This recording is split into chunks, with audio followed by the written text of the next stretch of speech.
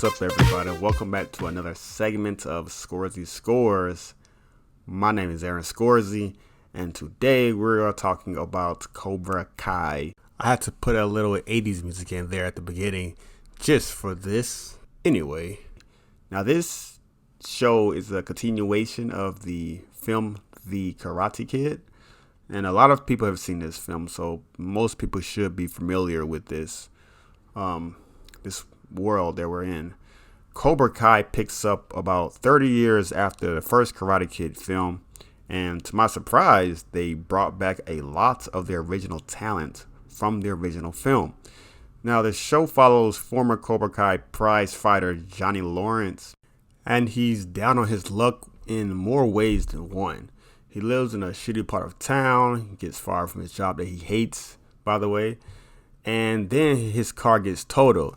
And to make it all worse, his rival, Daniel LaRusso, from back in the day, is a famous, rich guy who owns a chain of car dealerships in the valley.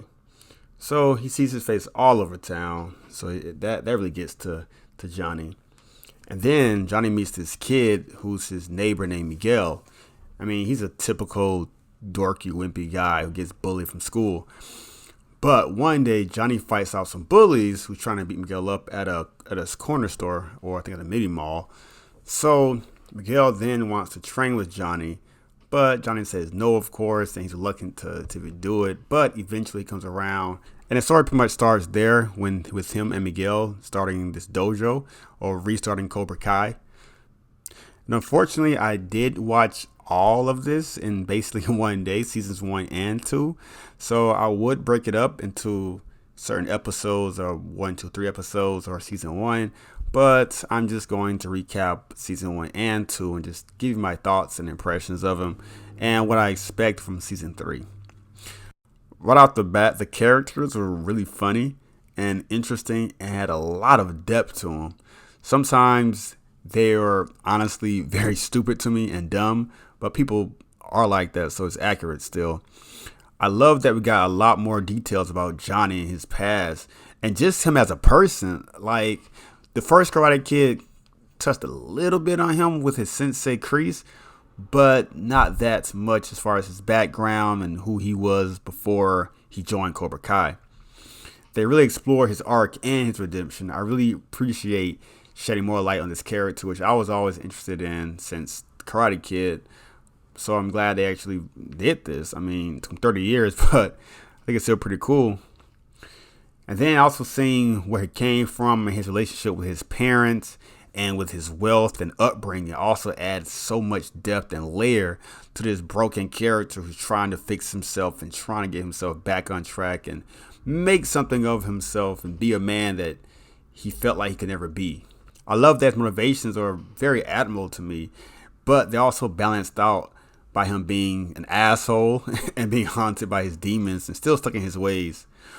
And with him being stuck in his ways, I really do appreciate the fact that they personified him to be stuck in the 80s. Like, he could not let go of it being beat by LaRusso at the tournament. I mean, he wears 80s Metallica rock band shirts. He listens to only 80s music. He has no idea what Facebook is. He didn't even own a smartphone or anything like that. So, and he drives a Pontiac Firebird. He's just the epitome of an 80s person, an 80s man through and through. Now, but I dig it though. I dig that they have the stark difference and contrast between him and Daniel LaRusso. Whereas LaRusso, on the other hand, drives a modern Audi. He dresses in nice suits. You know, his music taste, I'm not sure how broad it is, but I'm pretty sure it's more than just 80s rock. So these two guys, Daniel LaRusso and Johnny Lawrence, have an old rivalry. It's years old, but it's now been reflamed. And I love that this hatred for each other has traveled through generations and now it's been passed down to the current generation.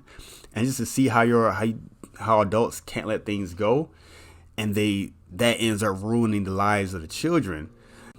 This is something that's seen in reality.